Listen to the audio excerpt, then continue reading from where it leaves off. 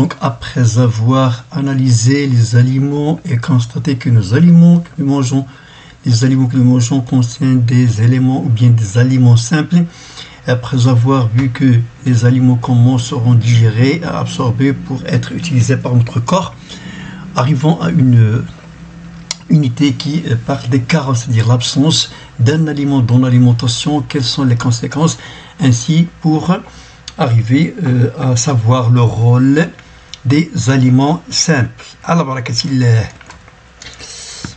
donc commençons par la première partie, la première séquence, carence alimentaire. Donc c'est quoi carence alimentaire? On va commencer par l'observation de quelques documents, de quelques images. Première, deuxième, troisième image. Vous voyez que ce sont des enfants qui n'ont pas une croissance qui est normale. Voyons voir image par image. La première, comme vous le voyez, voilà des caractéristiques et des symptômes qui caractérisent cette maladie qu'on va voir par la suite. Il y a une croissance qui est anormale, c'est-à-dire un gonflement des membres et du visage à cause de l'accumulation de l'eau sur la peau. Puis il y a des plis cutanés, c'est-à-dire des plis au niveau de la peau, des cheveux qui sont secs. Et dans certaines régions, cette maladie provoque la mort de 30% des enfants de moins de 5 ans. Alors ce sont les symptômes d'une maladie qu'on appelle le kwashiorkor. Deuxième maladie, deuxième observation, voilà un enfant dont on peut voir les côtes, donc il est trop maigre. Donc ces symptômes sont les suivants. Il y a un retard de croissance. Il y a sa peau, il est flasque, qui n'a pas bien tiré, n'a pas bien tendu et plissé. Et une atrophie, c'est-à-dire regardez les membres, ils sont trop maigres. C'est une atrophie nette des muscles, atteinte des cheveux et de la peau. Ce sont des signes, des symptômes d'une maladie qu'on appelle le marasme nutritionnel. Donc voilà la troisième maladie, une déformation du squelette qu'on peut voir sous forme de O ou bien sous forme de X. Voilà les radiographies de ces enfants-là. Donc sous l'action du poids du corps, ils se sont déformés. Donc cette maladie est causée par une insuffisance en vitamine D et en calcium. Ce sont les signes d'une maladie qu'on appelle le rachitisme. Donc absence ou insuffisance d'un ou plusieurs éléments indispensables à l'équilibre et au développement physique de l'organisme, et c'est à cause de malnutrition. Alors en conclusion, pour cette première partie, donc étant donné que ces maladies sont liées à la malnutrition, quel est donc le rôle des aliments simples que contiennent nos aliments? Passons à la deuxième séquence pour voir le rôle des aliments et pourquoi ces enfants ont atteint ces maladies qu'on vient de citer. Alors pour cela, les savants, les chercheurs, ils ont fait des analyses du lait de quelques animaux et puis ils ont cherché le pourcentage des protéines et des éléments minéraux dans chaque lait de chaque maman. Alors commençons par l'enfant, pour l'homme. Alors il y en a ici la durée, ils ont calculé la durée nécessaire pour doubler le poids corporel, c'est-à-dire la peau du corps, dès l'insertion. Le petit bébé, lorsqu'il naît à peu près à 5 kg, combien faut-il de jours pour qu'il ait 10 kg par exemple?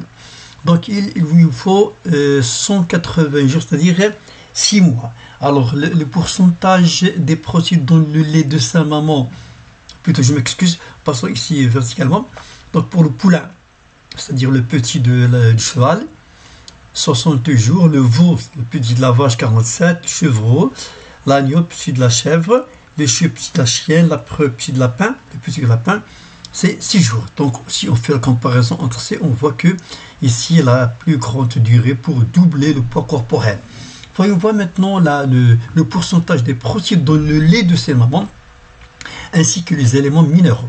Alors pour l'enfant, c'est-à-dire pour le lait de maman, le lait maternel, il a 1,6% des protéines, et pour le poulain 2, le veau 3,5, le chevreau 4,3, 6,5, 7,1 et pour le lapin 10,4, c'est-à-dire à peu près 10 fois celui de lait maternel de la maman. Pour les éléments minéraux, on voit ici il y a 0,2, et en allant vers le bas, on voit qu'il y a une augmentation de quelque chose qui attire l'attention. Donc ici, la durée, il est 180, la plus grande durée, alors qu'ici, le pourcentage est le plus bas si on la compare avec le lapero, c'est-à-dire le lait de lapine. Il y a une très grande hit, à peu près multipliée par 10 fois. Donc ici, on peut en tirer une observation qui attire l'attention, c'est que plus qu'il y a une portion plus grande des protéines et des sels minéraux dans le lait maternel, plus la période de doubler le poids corporel est moindre. Alors, le kwashiorkor est une maladie qui affecte les enfants après le sevrage, car le lait maternel est remplacé par une nutrition à base d'amidon, comme le maïs. Alors, pour découvrir la cause de cette maladie, l'expérimentateur a donné à 2 groupes de souris semblables et jeunes. Voilà les petits enfants qui sont en train de manger des aliments à base d'amidon, comme le maïs, comme on l'a dit. Alors, l'expérimentateur il a donné une alimentation suffisante à 2 groupes d'animaux en sels minéraux et glucides et lipides. Mais il a changé le surplus d'aliments qu'on va donner aux 2 groupes. Alors, pour le premier groupe, il a additionné, c'est-à-dire il a ajouté plus que les éléments qu'on vient de voir, les minéraux, le glucose et les protéines. Il a ajouté plutôt la caséine, c'est les protéines que se trouvent dans le lait. Pour le deuxième groupe, il a additionné l'azéine, c'est des protéines de maïs, pendant 40 jours. Puis il a ajouté autre acide aminé, la tryptophane. Puis, les derniers 40 jours, un autre acide aminé, la lysine. Voyons voir maintenant le résultat obtenu. Chaque fois, on pesait, chaque jour plutôt, on pesait ces souris pour en construire un graphe qu'on va voir maintenant. Donc ici, vous avez pour le premier groupe, ça c'est le deuxième groupe. Donc, on va vous poser des questions pour essayer d'analyser et d'en tirer une conclusion à propos de ce qu'on vient de voir.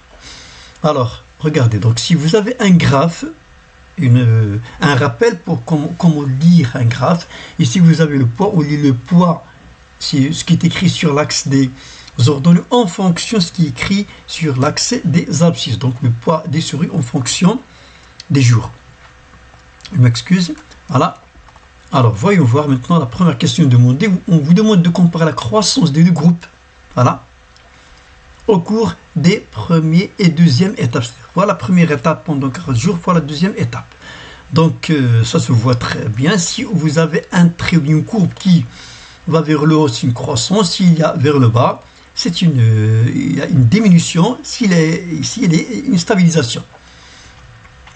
Donc, pour le premier groupe, il y a une croissance continue. Voilà. Pour normalement le deuxième groupe, pour la première phase, il y a une diminution. Pour la deuxième phase, il y a une stabilisation du poids. Alors, deuxième question demandée en fonction des données du tableau qui est ici. Vous allez expliquer pourquoi cette différence de poids observée au cours des 2 phases. Donc ici, on vous a donné les acides aminés. C'est quoi les acides aminés? Comme rappel, c'est-à-dire la digestion des protéines nous donne des acides aminés. Donc les protéines sont constituées par des acides aminés. Je vais vous montrer les 20 acides aminés après. Donc ici, vous avez les acides aminés que contient la caséine du lait et que contient la lysine qui se trouve dans le maïs. Donc quelque chose qui frappe aux yeux, c'est-à-dire on a tous les éléments, mais il y a ici un 0 et un autre 0 concernant, c'est-à-dire la lysine. Il y a absence de la lysine, cet acide aminé absence dans le maïs, dans le processus de maïs, ainsi que la tryptophane, ainsi que la tyrosine, ils sont absents dans le maïs. Donc en comparant les 2 aliments, lait et maïs, on constate l'absence de 3 acides aminés dans le maïs, alors que le lait contient ces acides aminés, la lysine, phénylalanine et la tyrosine. Donc en additionnant le tryptophane, cet acide aminé il stabilise le poids des souris. Alors, la troisième question demandée, quelle est alors la cause de la maladie du kwashiorkor? Donc on vient de voir, il y a absence de quelques acides aminés essentiels dans l'alimentation de ces personnes qui normalement qui sont atteintes de kwashiorkor. Quelle est l'importance des protéines? Donc les protéines, comme on vient de voir, ce sont des aliments constructeurs, bien bâtisseurs, qui bâtit et construit le corps. Donc en analysant la deuxième courbe, conclut pourquoi les acides aminés, la tryptophane et la lysine, sont classés parmi les acides aminés essentiels. Donc comme on vient de le voir, il stabilise, et puis la tyrosine vient de, plutôt il stabilise le poids, puis la lysine il accroît le poids. Donc ces acides aminés stabilisent et augmentent le poids des animaux. Donc ici vous avez la liste des 20 acides aminés essentiels. Et ici une autre expérience qui nous donne autre chose de nouveau. Ici vous avez la masse des souris, c'est-à-dire on a deux groupes de souris, de rats. Le premier groupe où il a été alimenté par un régime herbivore plus la viande. Deuxième, on lui a donné seulement de l'herbe. Et après, on a constaté, en fonction des semaines, qu'il y a une augmentation ici, aussi une augmentation, mais cette augmentation elle est plus grande que celle-là. Donc, on peut en déduire qu'il y a ici, dans l'herbe et dans la viande, des acides aminés, mais les deux se complètent pour donner une croissance normale et bien par rapport au deuxième groupe. Alors, en conclusion, ce qu'on vient de voir, donc à partir de ces documents, les deux qu'on vient de voir, les deux courbes, et le tableau, donc plus qu'il y a des sels minéraux et des protéines dans le lait, plus la période de temps pour doubler le poids corporel est courte. Deuxième observation, les protéines contiennent des acides aminés essentiels ne se trouvent pas tous dans une même protéine, donc il faut qu'il y ait des protéines d'origine animale et des protéines d'origine végétale. Donc les protéines d'origine végétale ne suffisent pas pour l'augmentation du poids. Donc en conclusion générale, les protéines et les sels minéraux sont des aliments constructeurs, ou bien on dit bâtisseurs. Donc voilà, on vient de voir les protéines. Bon, voyons voir pour les autres aliments simples. Ici, un sport du marathon comme vous le connaissez. Donc pendant le marathon, ça c'est la durée 42,195 km, le coureur, en plus de 400 grammes de sucre qu'il est autorisé à manger, consomme 1000 à 1200 de ses réserves corporelles.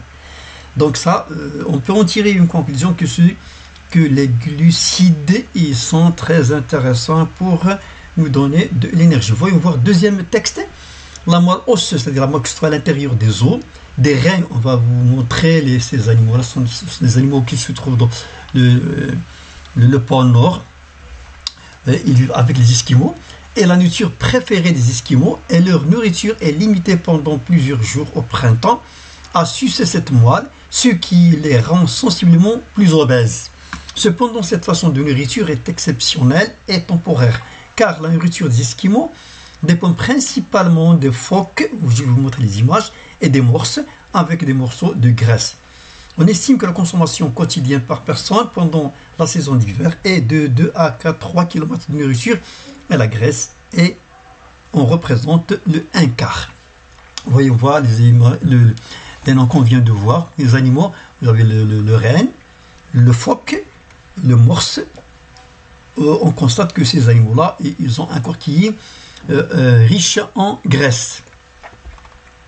Donc nous concluons de la nourriture des Esquimaux et à partir des besoins nutritionnels des participants de marathon que les graisses qui sont riches en lipides et les sucres et les glucides sont des aliments qui fournissent de l'énergie au corps. Donc on dit que ce sont des aliments énergétiques. Voyons voir maintenant le troisième élément simple. Alors vous voyez, ça c'est une maladie qui attaque la thyroïde. On appelle le goitre. Est une augmentation du volume souvent visible de la glande thyroïde. La carence, c'est-à-dire l'absence d'un sel minéral qui s'appelle l'iode. Donc il y a quelques sources de l'iode. On les trouve dans les fruits de mer, les poissons et certaines algues et les produits laitiers. Deuxième observation, voilà une maladie qui s'appelle la xérophthalmie. Alors cette maladie affecte les yeux et endommage la cornée, c'est-à-dire une membrane transparente qui recouvre le devant de l'œil. Et s'il n'est pas traité, il conduit à la cécité, c'est-à-dire la personne ne peut plus voir. Donc des gîtes alimentaires qui est causée par une carence, une absence, l'absence de la vitamine A. Voilà quelques sources de vitamine A. Généralement, les fruits et les légumes, on peut trouver cette vitamine A. Donc, quelle est donc la cause de ces maladies qu'on vient de voir? Voilà, en conclusion, le rôle des sels minéraux et des vitamines. Donc, ce sont des aliments qui sont riches en vitamines et en sels minéraux. Et on conclut qu'ils sont nécessaires à l'organisme pour se protéger contre les maladies et maintenir son équilibre. Ce sont les vitamines, l'eau, les sels minéraux. Ils appellent des aliments fonctionnels et protecteurs. Alors, résumons tout ça, ce qu'on vient de voir dès le début. Donc, les protéines et les sels minéraux, ce sont des aliments constructeurs. Les lipides et les glucides, ce sont des aliments énergétiques, ils nous donnent de l'énergie. Et les vitamines, ce sont des aliments protecteurs. Merci de votre attention et à la prochaine fois, Inch'Allah. Je vous laisse avec cette citation d'Hippocrate qui dit que ton alimentation soit ta première médecine. Donc on doit contrôler ce qu'on mange. Bon appétit, bon courage et à la prochaine fois.